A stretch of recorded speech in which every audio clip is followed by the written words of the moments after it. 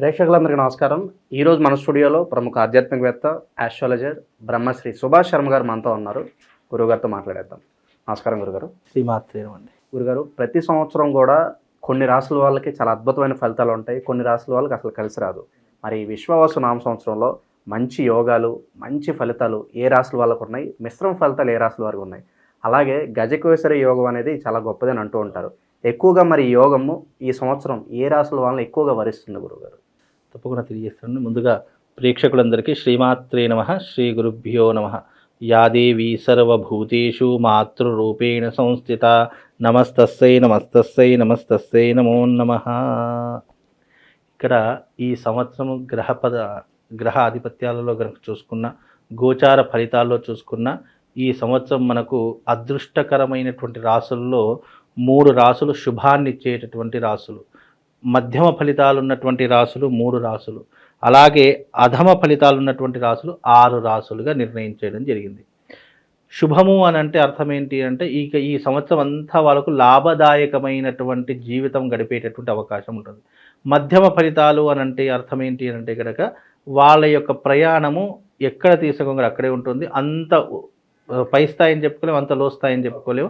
Medium అంటే మధ్యమ స్థానంలో నడుస్తుంది. జీవితం ఒక మోస్తాదులో నడుస్తుంది. అవసరానికి డబ్బులు కావాలా, అవసరానికి డబ్బులు వస్తాయి. అవసరానికి పని అయిందా, పని అయినట్టుగా ఉంటుంది. అంతే తప్ప వాళ్ళ జీవితం అంతే ఎక్కడికక్కడ నడుస్తూనే ఉంటుంది. ఈ అధమ ఫలితాలు అంటే ఈ సంవత్సరం అంతా కూడా వాళ్ళకు నష్టాలు, కష్టాలు, ఇబ్బందులు, వృత్తిలో, వ్యాపారాదులో తీవ్రమైనటువంటి అప్పుల బాధలు, అనారోగ్య సమస్యలు ఇవే ఉండేటటువంటి లక్షణాలు ఉంటాయి. అందులో చాలా రాజయోగం ఉన్నటువంటి స్థానాలు ఏవో చెప్తాను. ముఖ్యంగా రాజయోగాలు ఉన్నటువంటి స్థానం మొట్టమొదటిది వృషభ రాశి. ఈ సంవత్సరం వృషభ రాశి వాళ్ళు పట్టిందల్లా బంగారం. వీళ్ళే టాప్ అనుకోవచ్చు. టాప్ ఈ సంవత్సరము టాప్ పొజిషన్లో ఉన్నారు. ఎందుకంటే గురువు 2వ స్థానంలో, శని 11వ స్థానంలో, రాహు 11వ స్థానంలో. ఇవి చాలా లాభదాయకమైనటువంటి జీవితాన్ని గడపడానికి, వృత్తి వ్యాపారాదులలో, చేసేటటువంటి పనులలో, అలాగే సంపాదించేటటువంటి డబ్బులో, ఉద్యోగ వ్యవహారాదులలో, గవర్నమెంట్ రంగంలో, వ్యాపారంలో, రాజకీయంలో, సినిమా రంగంలో టాప్ పొజిషన్లో ఉండేటటువంటి రాశి ఎవరిదైనా ఉంది అని అంటే అది వృషభ రాశి అని చెప్పుకోవచ్చు. కాబట్టి వృషభ రాశి వారికి టాప్ పొజిషన్. ఇక రెండవది ఏంటి టాప్ పొజిషన్? తులారాశి వారు. తులారాశి వారికి 9వ స్థానంలో గురు సంచారము, 6వ స్థానంలో రాహు సంచారము, 6వ స్థానంలో శని సంచారము.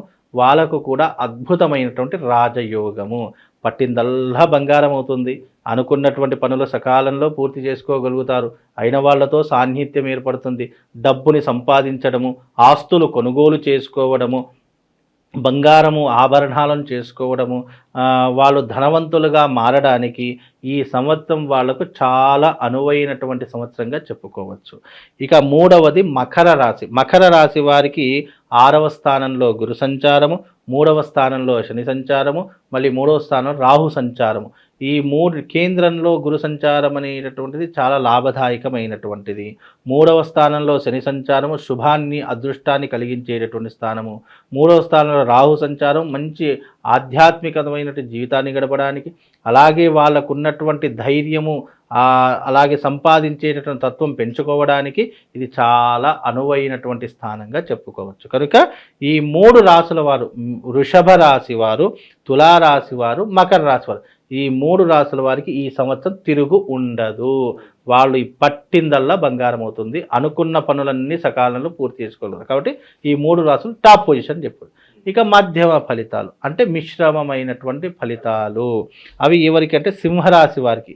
గురువు బాగున్నాడు కానీ శని బాగాలేడు. మనకు అష్టమ శని నడుస్తుంది, అలా అష్టమ రాహు కూడా నడుస్తున్నాడు.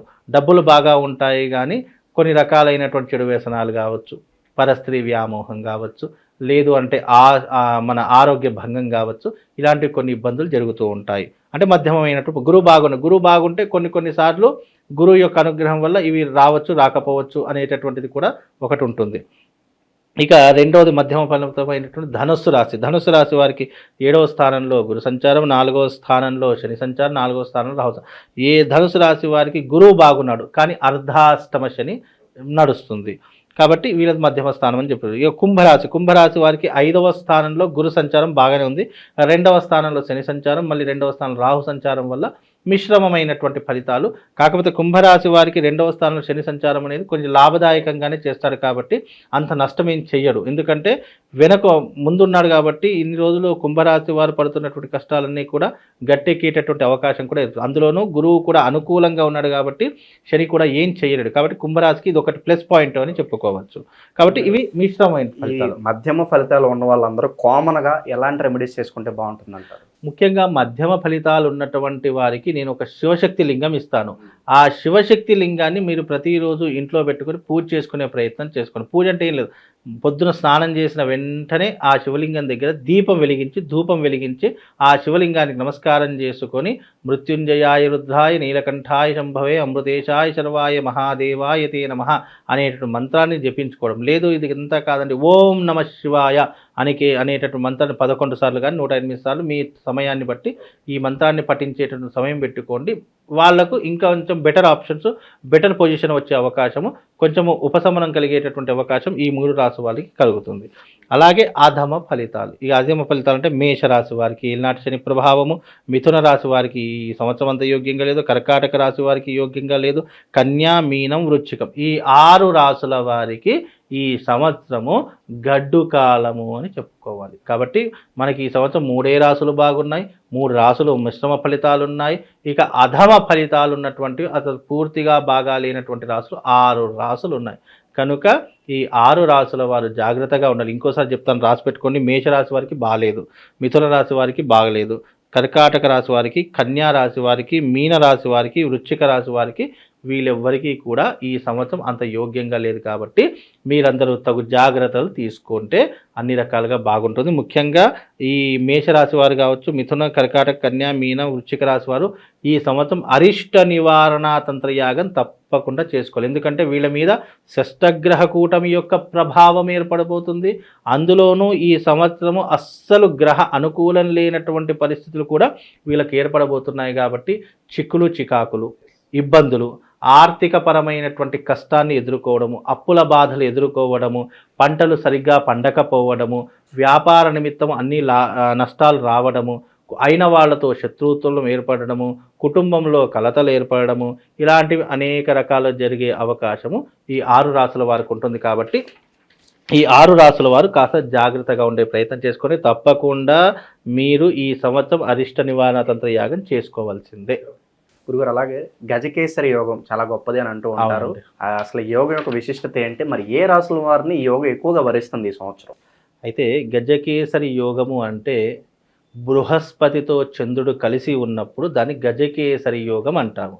చంద్రుడు గురువు అంటే జన్మజాతకంలో ఎవరైనా చంద్రుడు గురువు కలిసి ఉన్నప్పుడు పుడితే వాళ్ళు గజకేసరి యోగంలో పుట్టారు అని అంటారు. అలాగే మనకు గోచార ఫలితాల్లో చంద్రుడు గురువుతో కలిసి ఉన్నప్పుడు కొన్ని రాసుల వారికి గజకేసరి యోగం యొక్క ప్రభావము ఉండి వాళ్ళు జీవితంలో మంచి పొజిషన్లో రావడానికి అవకాశం అనేటటువంటిది ఏర్పడుతుంది. ఇది ఎప్పటి వరకు ఏర్పడుతుంది? కేవలము ఒక 41 రోజు లేదా 45 రోజుల వరకు మాత్రమే ఈ యోగం అనేటటువంటిది వాళ్ళ జాతకంలో సిద్ధిస్తూ ఉంటుంది. దాని యొక్క ప్రభావం అంతవరకు మాత్రం ఉంటుంది. ఆ గజకేసరి యోగం వృషభ రాశిలో ప్రవేశమవుతుంది 2వ తారీఖు 4వ నెల 2025లో ఈ యొక్క గజకేసరి యోగం ఏర్పడబోతుంది. వృషభ రాశిలో ఏర్పడబోతుంది. వృషభ రాశిలో ఏర్పడబోతుంది కాబట్టి వృషభ రాశిలో ఏర్పడడం వల్ల ఏ రాశుల వారికి గజకేసరి యోగం వర్తిస్తుంది అంటే మేషరాశి వారికి, మకర రాశి వారికి, ధనస్సు రాశి వారికి, సింహరాశి వారికి ఈ యొక్క గజకేసరి యోగం ఉపయోగపడుతుంది. అంటే గజకేసరి యోగంలో ఉన్నప్పుడు ఎలాంటి ఫలితాలు ఉంటాయి అని అంటే గనక ధన అభివృద్ధి, అంటే డబ్బులు సంపాదించేటటువంటి అభివృద్ధి ఏర్పడబోతుంది. అలాగే కీర్తి ప్రతిష్టలు వచ్చేటటువంటి అవకాశం ఏర్పడబోతుంది. కోర్టు సమస్యలు, పోలీస్ స్టేషన్ వ్యవహారాదుల నుంచి, చిక్కులు చికాకుల నుంచి బయటపడేటటువంటి అవకాశం ఉంటుంది. వృత్తి వ్యాపారాదులలో మంచి లాభాలను సంపాదించేటటువంటి యోగం ఏర్పడబోతుంది.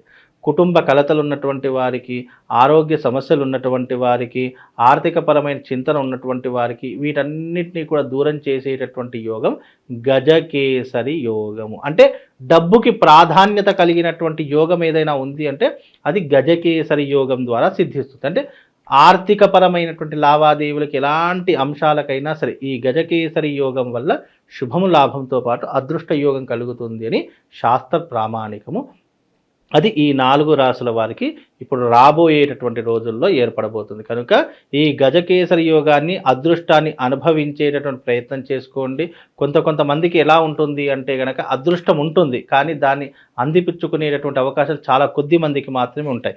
కాబట్టి ఇప్పుడు నేను చెప్పే మేష, మకర, ధనుస్సు, సింహం ఈ రాసుల వారికి రాసి పెట్టుకోండి. 45 రోజుల వరకు ఆ గజకేసరి యోగం వర్తిస్తుంది. ఈ 45 రోజులు వాళ్ళు పట్టిందల్లా బంగారం అవుతుంది. దీన్ని సరిగ్గా సద్వినియోగం చేసుకుంటే ఈ 45 రోజులు ఇంకో 6 నెలల వరకు వాళ్ళ జీవితంలో ఉపయోగపడుతుంది. లేదు దీన్ని కాలదన్నుకున్నారా, ఇక వాళ్ళకు ఆ భగవంతుడు కూడా ఏం చేయలేడండి. ఇది యోగం అనేది ఎప్పుడు ప్రారంభం అవుతుంది గురుగారు? 40 రోజులు ఉంటుందన్నారు కదా. ఈ యోగం అనేటటువంటిది మనకు ఏప్రిల్ 2వ తారీఖు రోజున ప్రారంభమవుతుంది. ఆ ఏప్రిల్ 2వ తారీఖు నుంచి లెక్క పెట్టుకోండి, 45 రోజుల వరకు ఈ యొక్క యోగం అనేటటువంటి మీ జీవితంలో అనుభవించేటటువంటి పరిస్థితులు ఉంటాయి. దీన్ని సరిగ్గా యూటిలైజ్ చేసుకుంటే మీ జీవితం టాప్ పొజిషన్లో ఉంటుంది. లేదు అని అంటే కనుక అధో స్థాయికి పడిపోతుంది. ఈ యోగం వల్ల అన్ని మంచి ఫలితాలు గురుగారు. 100% మిశ్రమ ఫలితాలు ఏమి ఉండవు. మంచి ఫలితాలు అంటే ఏంటి? ఆర్థిక పరంగా నువ్వు పుంజుకోవడానికి, ధనాన్ని సంపాదించడానికి, ఆస్తులు కొనుగోలు చేసుకోవడానికి ఇది నీకు ఉపయోగపడుతుంది.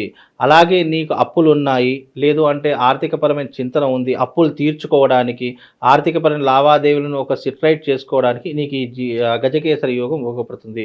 వివాహం కానటువంటి వారికి వివాహము, సంతానం లేనటువంటి వారికి సంతానము, ఉద్యోగం లేనటువంటి వారికి ఉద్యోగము, ఇలా గజకేసరి యోగం నీ జీవితంలో ఏదైతే లేదు అనుకుని నువ్వు బాధపడుతున్నావో ఆ యోగాన్ని తెచ్చిపెట్టేటటువంటిదే గజకేసరి యోగం యొక్క గొప్పతనము.